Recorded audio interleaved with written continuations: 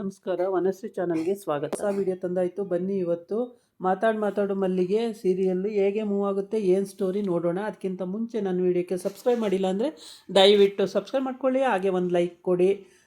ಜಾನು ಮತ್ತು ವನಜಾಕ್ಷಿ ಇಬ್ಬರು ಮಾತಾಡ್ತಾ ಇರ್ತಾರೆ. ಏನಂತ ಅಂದರೆ ಮತ್ತು ಎಲ್ಲೋದ ಬಾಬಿ ಹೇಳ್ದೆ ಕೇಳದೆ ಹೋಗಿದ್ದಾನಲ್ಲ ಅಂತೇಳ್ಬಿಟ್ಟು ಮಾತಾಡ್ಕೊಳ್ತಾ ಇರ್ತಾರೆ. ಆಮೇಲೆ ಅಲ್ಲಿಗೆ ಅಭಿ ಬರ್ತಾನೆ. ಅಭಿ ಬಂದುಬಿಟ್ಟು ಎಲ್ಲಿ ಬಾಬಿ ಎಲ್ಲೋದ ಅಂತ ಕೇಳಿದ್ರೆ ಏನೋ ಗೊತ್ತಿಲ್ಲ, ಇಲ್ಲೇ ಇದ್ದ ಅಂತ ಅಂತಾರೆ. ಅವನು ಯಾವುದೋ ಒಂದು ಲೆಟ್ರನ್ನ ಟೈಪ್ ಮಾಡಿಬಿಟ್ಟು ಅಲ್ಲಿ ಇಟ್ಬಿಟ್ಟಿದ್ದಾನೆ. ನೀವು ನನ್ನನ್ನು ಬಿಟ್ಟು ಗಣೇಶ ಚತುರ್ಥಿಗೆ ಹೋಗ್ತೀವಿ ಅಂತ ಹೊರಟಿದ್ದೀರಲ್ಲ, ಅದಕ್ಕೆ ನಾನು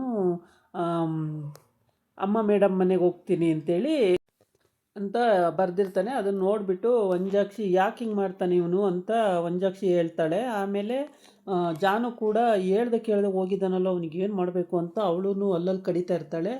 ಹಾಗೆ ಮಾತಾಡಿಕೊಂಡು ಹೀಗೇನೆ ಕಾಲ ಕಳೀತಾ ಇರ್ತಾರೆ. ಅಷ್ಟೊತ್ತಿಗೆ ಬಾಬಿ ಅಲ್ಲಿಗೆ ಬರ್ತಾನೆ, ಅಭಿ ಅಲ್ಲಿಗೆ ಬರ್ತಾನೆ. ಬಂದುಬಿಟ್ಟು ಎಲ್ಲೋದ ಅಭಿ ಎಲ್ಲೋದ ಅಂತ ಕೇಳಿದಾಗ ಈಗ ಇಲ್ಲೇ ಆಟ ಆಡ್ತಿದ್ದೆ, ಎಲ್ಲೋದ ಅಂತ ಗೊತ್ತಿಲ್ಲ ಅಂತ ಎಲ್ಲ ಕಡೆ ಹುಡುಕ್ತಾರೆ, ಎಲ್ಲೂ ಇಲ್ಲ.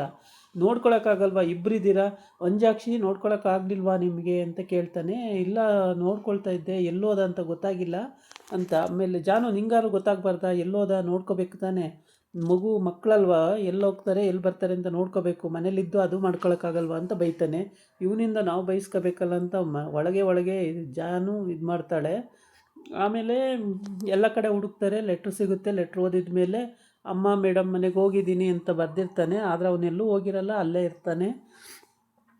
ಆಗ ನಾನು ಇಲ್ಲೇ ಇದ್ದೀನಿ ಅಂತ ಬರ್ತಾನೆ. ಬಂದಾಗ ಮತ್ತು ಎಲ್ಲಿ ಲೆಟ್ರ್ ಬರೆದಿಟ್ಟಿದ್ದಲ್ಲ, ಸುಮ್ಮನೆ ನಾನು ಒಂದು ಬರೆದಿದ್ದೆ, ನೀನು ಬರಿತೀಯಲ್ಲ ಪಪ್ಪ, ಹಂಗೆ ನಾನು ಬರೆದಿದ್ದೆ ಅಂತ ಹೇಳ್ತಾನೆ.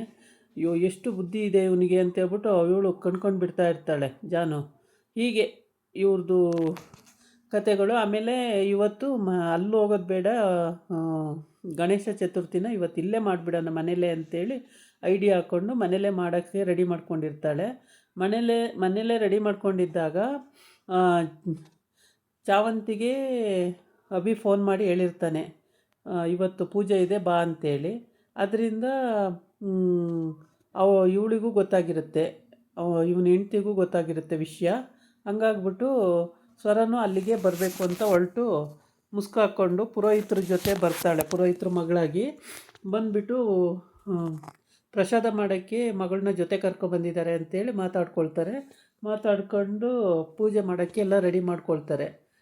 ಅಭಿ ಅಂತೂ ಬಾಬಿ ಸಿಕ್ಕಾಯಿತು. ಅಭಿ ಕೊನೆಗಿನ್ನೇನು ಆಗೋಯ್ತಲ್ಲ ಎಲ್ಲ ಮಾತಾಡಿದ್ದು ಅಂತೇಳಿ ವಂಜಾಕ್ಷಿಗೂ ಹೇಳ್ತಾನೆ, ಇನ್ಮೇಲೆ ನೋಡ್ಕೊಳ್ಳಿ ಸರಿಯಾಗಿ ಮಗುನ, ಹಂಗೆಲ್ಲ ಬಿಡಬೇಡಿ ಅಂತೇಳಿ. ಜಾನುಗೂ ಹೇಳ್ತಾನೆ, ಕೇರ್ಫುಲ್ಲಾಗಿ ನೋಡ್ಕೋಬೇಕು ಅಂತೇಳಿ. ಆಮೇಲೆ ಸರಿ ಅಂತೇಳ್ಬಿಟ್ಟು ಅವನ್ನ ಇಟ್ಕೊಂಡು ಮುತ್ತು ಏನು ತಲೆ ಇದೆ ಇವನಿಗೆ, ಇಷ್ಟುದ್ದ ಇದ್ದಾನೆ, ಇಷ್ಟೆಲ್ಲ ತಲೆ ಉಪಯೋಗಿಸ್ತಾನೆ ಅಂತ ಇವಳು ಕಣ್ಕೊಂಡ್ಬಿಟ್ಟು ನೋಡ್ತಾ ಇರ್ತಾಳೆ. ಆಮೇಲೆ ಇಬ್ಬರೂ ಎಲ್ಲರೂ ಬರ್ತಾರೆ, ಬಂದು ಕೂತಿರ್ತಾರೆ. ಇಬ್ಬರೂ ಪೂಜೆ ಕೂತ್ಕೊತಾರೆ.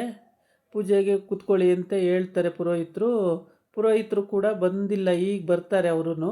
ಇವರೆಲ್ಲ ರೆಡಿ ಮಾಡ್ಕೊಂಡಿದ್ದಾರೆ, ಎಲ್ಲರದು ರೆಡಿಯಾಗಿದೆ. ಇನ್ನು ಪೂಜೆಗೆ ಕೂರೋದು ಒಂದೇ ಬಾಕಿ ಇರೋದು.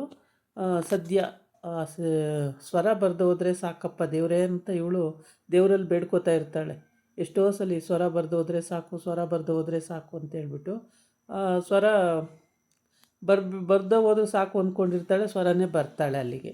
ಆಮೇಲೆ ಇವರೆಲ್ಲ ನೋಡಿಕೊಂಡು ಎಲ್ಲ ಮಾತಾಡಿಕೊಂಡು ಇವನ್ನೆಲ್ಲ ಮುದ್ದಾಡಿ ಮುತ್ತು ಕೊಟ್ಟು, ಎಲ್ಲೂ ಹೋಗ್ತೀಯ ಮಗನೇ, ಹೇಳ್ದಲೇ ಹೋಗಬೇಡ ಕಣೋ ಅಭಿ, ಎಲ್ಲೂ ಹೋಗಬೇಡ ಕಣೋ ಅಂತ ಹೇಳ್ಬಿಟ್ಟು ಬಾಬಿ ಎಲ್ಲೂ ಹೋಗಬೇಡ ಅಂತೆಲ್ಲ ಹೇಳಿ ಮುತ್ತು ಕೊಟ್ಟು ಮುದ್ದಾಡಿ, ಹೇಳ್ದೆ ಕೇಳ್ದೆ ಹಿಂಗೆ ಹೋಗಬೇಡ ಮಗನೇ ಅಂತೆಲ್ಲ ಹೇಳ್ತಾನೆ.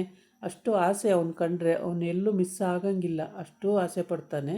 ಅದನ್ನು ನೋಡಿ ಹೊಟ್ಟೆ ಉರಿ ಇವಳಿಗೆ, ಎಷ್ಟು ಆಸೆ ಪಡ್ತಾನೆ ಅಂತೇಳ್ಬಿಟ್ಟು. ಇವಾಗ ಚಾವಂತಿನೂ ಬರ್ತಾಳೆ ರೆಡಿಯಾಗಿ. ಚಾವಂತಿ ಮತ್ತು ಅವನು ಜಯಪ್ರಕಾಶ್ ಅವನು ಬರ್ತಾನೆ, ಆಚೆ ಕಡೆ ಇರ್ತಾನೆ. ಚಾವಂತಿಗೆ ಫೋನ್ ಮಾಡ್ತಾನೆ, ಅಲ್ಲ ಸರ್ ಬಂದಿದ್ದೀರಾ, ಮತ್ತು ಒಳಗೆ ಬರೋದು ಬಿಟ್ಟು ಇಲ್ಲೇ ಫೋನ್ ಮಾಡ್ತಾಯಿದ್ದೀರಲ್ಲ ಅಂತ. ಆಚೆ ಬರ್ತಾಳೆ ಎದ್ದು. ಆಚೆ ಪೂಜೆ ಮಾಡ್ತಿರುವಾಗ ಪೂಜೆಲ್ಲೇ ಬಿಟ್ಟು ಆಚೆಗೆ ಬರ್ತಾಳೆ. ಆಚೆಗೆ ಬಂದು ಇಲ್ಲ ನೋಡೋಣ ಅಂತ ಬಂದೆ ಅಂತ ಹೇಳ್ತಾನೆ. ಆಮೇಲೆ ಇವಳು ಒಳಗಡೆ ಅಡುಗೆ ಮನೆಯಲ್ಲಿ ಸದ್ಯ ಇದೊಂದು ನೆವದಿಂದನಾರು ಅಡುಗೆ ಮನೆ ನೋಡ್ದಂಗೆ ಆಯಿತು ಅಂತೇಳಿ ಅಡುಗೆ ಮನೆಗೆ ಬಂದು ಸಜ್ಜಿಗೆ ಮಾಡಿ ಎಲ್ಲ ಉಂಡೆ ಕಟ್ತಾ ಇರ್ತಾಳೆ.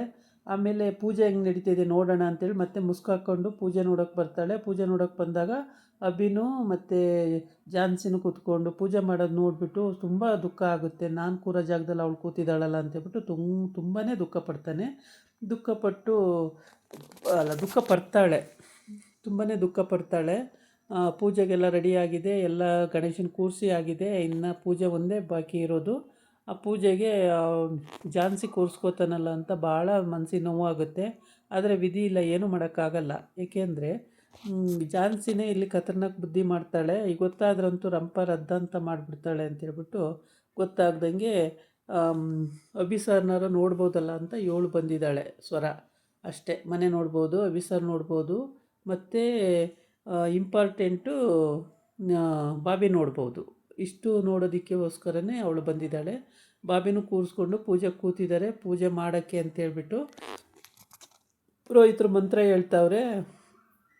ಎಲ್ಲ ರೆಡಿಯಾಗಿದೆ, ಮಂತ್ರ ಸದ್ಯ ಸ್ವರ ಬರಲಿಲ್ವಲ್ಲ, ಅದೇ ಪುಣ್ಯ ಅಂದ್ಕೊಂಡು ಇವಳು ಪೂಜೆಗೆ ನೆಮ್ಮದಿಯಾಗಿ ಕೂತ್ಕೊಂಡಿರ್ತಾಳೆ. ಸ್ವರ ಫಸ್ಟೇ ಎಂಟ್ರಿ ಕೊಟ್ಟಿದ್ದಾಳೆ.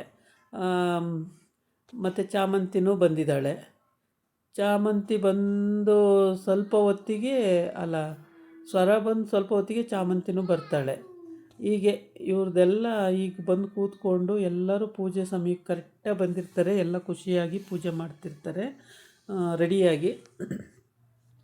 ಅಲ್ಲಿ ದೇವಸ್ಥಾನಕ್ಕೆ ಹೋದರೆ ಸ್ವರ ಎಲ್ಲಿ ಬಂದುಬಿಡ್ತಾಳೋ ಅಂತ ಮನೆಯಲ್ಲೇ ಮಾಡೋಣ ಅಭಿ ಅಂತೇಳ್ಬಿಟ್ಟು ಮನೆಯಲ್ಲೇ ಮಾಡೋಕ್ಕೆ ರೆಡಿ ಮಾಡಿಕೊಂಡ್ಳು. ಅವಳು ಇಲ್ಲಿ ಬರ್ದೆ ಹೋದರೆ ಸಾಕು, ನಮ್ಮ ಮನೆಗಂತೂ ಬರಲ್ಲ, ಅದು ಗ್ಯಾರಂಟಿ. ಅಲ್ಲಾದರೆ ಬಂದುಬಿಡ್ತಾಳೆ. ಅಭಿ ನೋಡಿಬಿಟ್ರೆ ನನ್ನ ಬಿಟ್ಟು ಅವಳ ಕಡೆ ಹೊರ್ಟೋಗ್ಬಿಡ್ತಾನೆ ಅನ್ನೋದು ಇವಳಿಗೆ ಭಯ.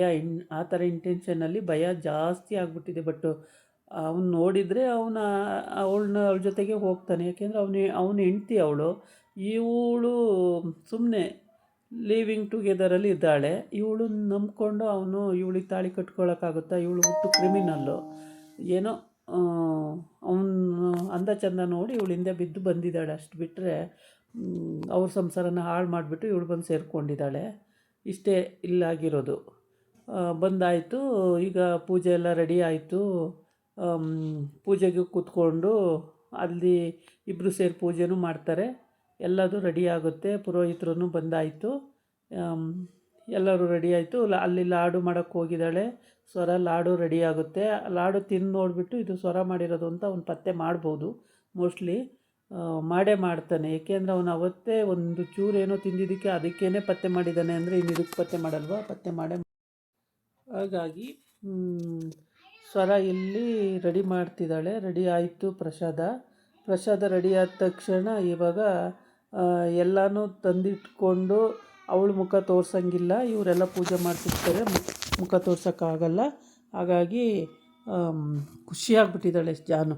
ಅಯ್ಯೋ ಬರಲಿಲ್ವಲ್ಲ ಸದ್ಯ ಅವಳೊಬ್ಬಳು ತಪ್ಪಿಸ್ಕೊಂಡಿದ್ದು ಒಳ್ಳೆಯದಾಯಿತು. ಎಲ್ಲಿ ಅಭಿ ಅವಳ ಕಡೆ ವಾಲ್ಬಿಡ್ತಾನೋ ನೋಡಿದ ತಕ್ಷಣ ಅಂತ ಇವಳಿಗೆ ಭಯ.